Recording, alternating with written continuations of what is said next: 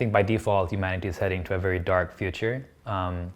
There's a really good blog post that covers this scenario called Gradual Disempowerment.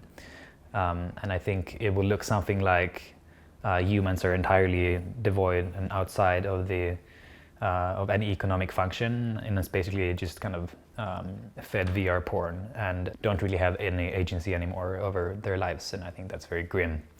And so I'm passionate about trying to figure out how to avoid that scenario, basically. Much like cattle in an industrial farm, fed and housed by systems they neither comprehend nor influence, humans might become mere subjects of economic forces optimized for purposes beyond their understanding. And that to me really illustrates the world we want to avoid. Hi, my name is Oliver. I am the co-founder of an organization called the Meaning Alignment Institute. Our work is about understanding what humans want in a very granular way, such that we can build new kinds of social systems and AI systems around that deeper understanding. Since the past century, our markets, our democracies, and now our AI are built on an understanding about what human wants that's called revealed preference. Like what we click on social media or what we buy in the market is taken to mean who we actually are and what we really care about. And we all kind of intuitively know that these don't represent what's actually meaningful to us. And with AI systems, we have an opportunity to change this. We can understand what actually brings meaning in life for people through qualitative interviews at scale. And so we are using this together with recent work in philosophy of values to build new prototypes around alternative democratic systems and AI systems. For instance, we worked with OpenAI to build a democratic input process for AI. And then eventually we're collaborating with academics and policymakers to take this work from theory to practice. So is this problem fundamentally a part of capitalism? Do we need to move to an entire new system to avoid being outcompeted in the market by rogue AIs? And I think the answer is sort of yes. Or at least we need to patch capitalism by pricing in what actually makes our lives meaningful. Over the past century, more or less, our free markets have been modeled by economists in very crude terms. Whatever I click on Facebook or whatever I buy in the market is taken to represent what I care about. And this is a massive mistake, because I might buy something because I was advertised about it being good. I might be manipulated. I might click on a cat video just because I have a monkey brain, rather than that actually expressing some meaningful way of life for me. And at the same time, markets also don't account for regret. We might buy a bunch of fast food and in retrospect really regret it. But the market still thinks, oh, we're just giving them what they want. They want fast food, and then here you go. So there is this kind of fundamental error in how markets work at the moment. Regeneration basically means that you extract a resource, but the resource grows in the process. So it's kind of a win-win contract, where regenerative farming, for instance, means you're using the soil, but you're not degrading the quality of the soil. The soil becomes better by you using it. And I think this is a really interesting principle that we can also apply to technology and our social systems, where, for instance, democracy right now could be seen as a kind of an extractive, non-regenerative system. Like you erode the trust of the voters by having them choose one side over another, and people start distrusting each other. And you see this in, for instance, Twitter, where the more people use and engage with these platforms, the more polarized they become.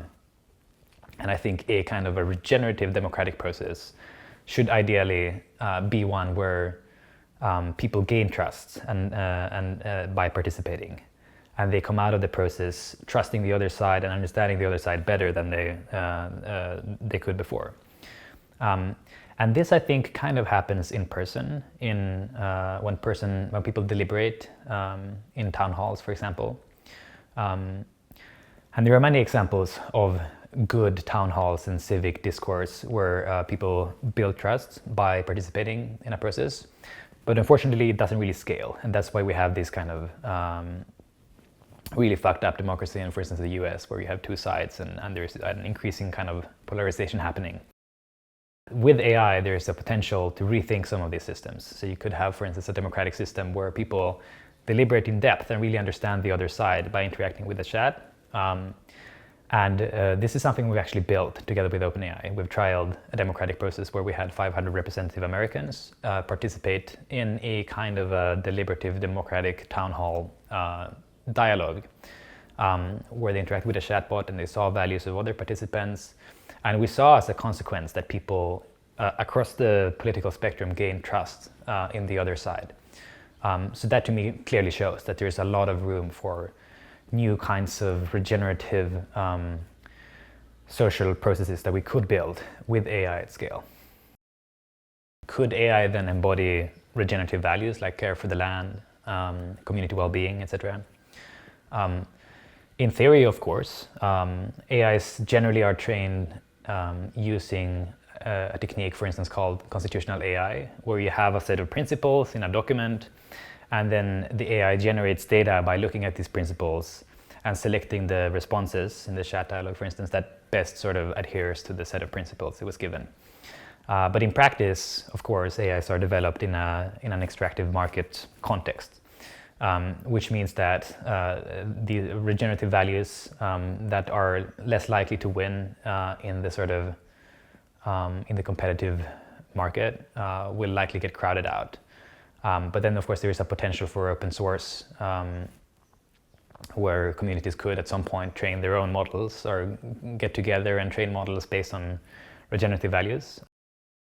There are some people who aspire for AI to be purely objective and not take any standpoint. And I think that's viewing the problem a little bit in a faulty way, because there is really no such thing as being values neutral. Like even choosing to be quote unquote objective and trying to take a view from nowhere is making a choice about acting in a certain way. So it's in a way acting upon the value of objectivity.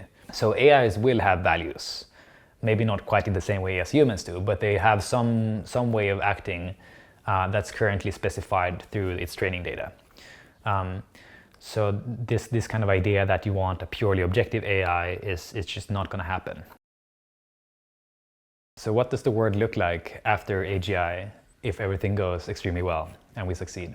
One idea that we have for this vision is something we call the meaning economy, which is basically a kind of an economy where between producers and consumers you have an AI that acts as a sort of intermediary. It understands what brings people meaning in depth through qualitative interviews and following up with them. And it pays producers according to how much meaning, quote unquote, that they provide in people's lives.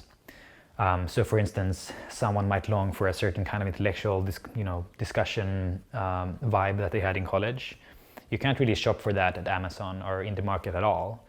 It gets collapsed into something like an Airbnb experience, which crowds out what was actually meaningful about the experience in the first place. Part of this is because markets work by reducing everything to something that can be bought and sold between individuals as a single transaction, rather than something which requires many transactions and search costs, etc. And we think that AI has an important role to play there, where people could, for instance, pay into a sort of an insurance pool that distributes money to people who produce some kind of meaningful experience to people. So how do we get to this world? At the Institute, we're working on a project we call full stack alignment. And the thesis behind that is that it's not enough to just make one good regenerative AI system if it's still deployed in an extractive, competitive market structure. Because it will get outcompeted by systems which are more extractive, that are more cutthroat, etc. So we need to not just align AI systems, but the whole social stack, including AI, markets, and democracies. And we're working on new kinds of structures that are built on regenerative principles that understand meaning and values in depth for each of these layers. So that needs to be done on the sort of theoretical level. And as for regular people, I think it's extremely important that people already start thinking of themselves not necessarily as producers and consumers, but as people that want to live meaningful lives and really evaluate what actually brings me meaning in life. because any kind of meaning imposed from the perspective of the market is very soon going to go away when there are no more jobs that humans do better than AI systems. And that will happen kind of soon. So the sooner we can start think of ourselves as values-laden beings and understand in depth what is actually meaningful to us, what kind of ways of life brings us joy, the more resilient we're going to be towards AGI. A lot of meaningful experiences we have are social by nature. A lot of our most cherished values require other people. And you might have a desire to go for a particular kind of adventure with a bunch of people, but then you get an Apple Watch Ultra by the market. And I think a way to kind of counteract this is to actively start building in-person communities, move away from the sort of individual lifestyle that is pushed by our extractive market forces, and find other people with similar values and live with them in person. And I think this is partly what TDF's values around community are about, finding people who want to live in a similar, meaningful way. It's always really hard to foresee how the future will go when we have these massive changes, but it's pretty safe to say that a very big chunk of the economy will be taken over by AI systems. And I think that will lead to a lot of follow-on consequences and chaos, where people's conceptions about how to live a good life just doesn't work anymore. And in that chaos, I think the best way to actually build resilience and thrive and survive is through community, through having people who share similar values and building a life for you that doesn't necessarily require a well-functioning market. What does a good symbiosis look like between AI and humans in the future? And as I mentioned before, I think by default we're heading towards a world where there is no such symbiosis. AIs and humans are competing for jobs and for resources, and that's obviously not the future we want. The alternative to me looks like something where AIs understand in depth what brings people meaning and tries to serve that. Take, for example, friendships, where by default I think we're heading towards a world where AIs are competing with humans for companionship. We already see this with Replica, for instance, where they are trying to mimic what a human friend is, but in a very sort of extractive way, such that what's actually meaningful about companionship is crowded out. And a symbiotic relationship would be something where AIs help people find real people to connect with. And this is something we're working on also at the Institute. Ways in which to understand what kind of social values are missing in people's life and using AI to find other people to connect with based on those.